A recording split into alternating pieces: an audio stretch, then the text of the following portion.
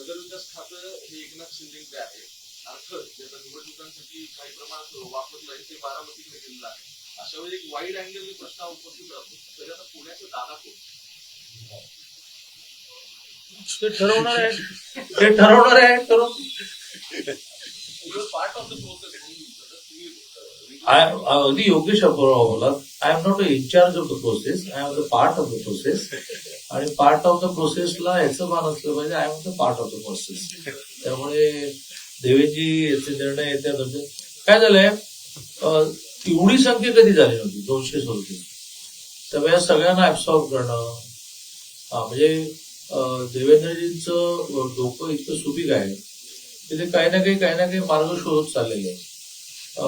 एकेका जिल्ह्यात 4 मंत्री झाले, मग एकाला पालकमंत्री केलं, ते काय रोटेशन नाही करता येणार नाही, एकाला केलं की तिघांना पुढे टाकायचं, त्यांना जवळचे जिल्हे दिले पाहिजे, मग जवळचे जिल्हे रिकामे आहेत की नाही, असे खूप एकमेकात जोडलेले विषय आहेत. तर बघूया काय काय होतं. तुमच्या सदिच्छा आहेतच.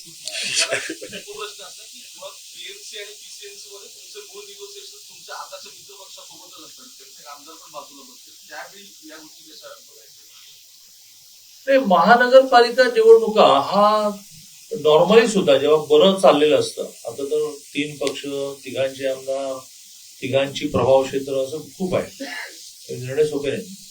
पण ज्या वेळेला नॉर्मल राजकारण चालत होतं त्याही वेळेला स्थानीय स्वराज्य संस्थांच्या बाबतीत म्हणजे 14 ते 19 उत्तम झालं होतं. त्याही काळामध्ये मुंबई महानगरपालिका शिवसेना आणि बीजेपी वेगळी लागली. त्यामुळे स्थानीय स्वराज्य संस्था हा लोकल रिक्वायरमेंटवर विषय ठरतो. तो राज्यात सरकार आहे की नाही असा विषय फार असं काय होतं की एकमेकाला मदत करणं होतं. त्यामुळे जशा जशा निवडणुका समोर येतील, प्रभाग कशी पडायचे, 4 जागा, 3 जागा, 2 जागा, आता 4चा आहे, त्याचा कायदाही झाला. परंतु ही 34 गावं, त्यातून प्रभाग रचना बदलणं, 2011च्या जनगणनेवर होणार नाही. केंद्राने जनगणना इथे 2 महिन्यामध्ये फास्ट करायला दिले, कारण पूर्वीसारख्या जनगणनेसाठी घरोघर यावं लागत नाही ना, ऑनलाईन चालू असेल तर ऑनलाईन तुम्हाला एक फॉर्म भरायला येईल.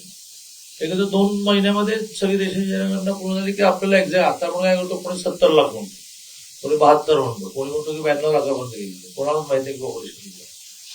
तर ह्या सगळ्यातून काय समोर येतं, काय वाढून ठेवलेलं आहे, त्याच्यावर निर्णय ठरतो. नवीन ठरलं की झालं, ज्यांचे जास्त आमदार त्या जिल्ह्यात पालकमंत्री असं काही नसतं. कुटुंबात जसं समजुतीवर चालतं, कायद्याने चालत नाही. रोज उठून पुस्तक काढत बसत नाही म्हणून काय ठरलं होतं, काय परवा पण लिहिलं, हे जसं कुटुंबात चालत नाही, ते 12 कोटीच्या राज्यामध्ये सरकारचं जेव्हा चालतं किंवा हे ते नियम काही सांगू नका. आता तिथला सोयीचा विषय काय आहे ते मी जाहीरपणे बोलणार नाही, पण एक विषय मी जेव्हा तुम्हाला युनिफॉर्म कोणी बोलेल तेव्हा तुम्हाला मी काय म्हणतो लक्ष देईन. इतकी सोपी नाहीत राजकारणासारखा कठीण विषयच नाही, याचं कारण कोणाचं समाधानच होत नाही.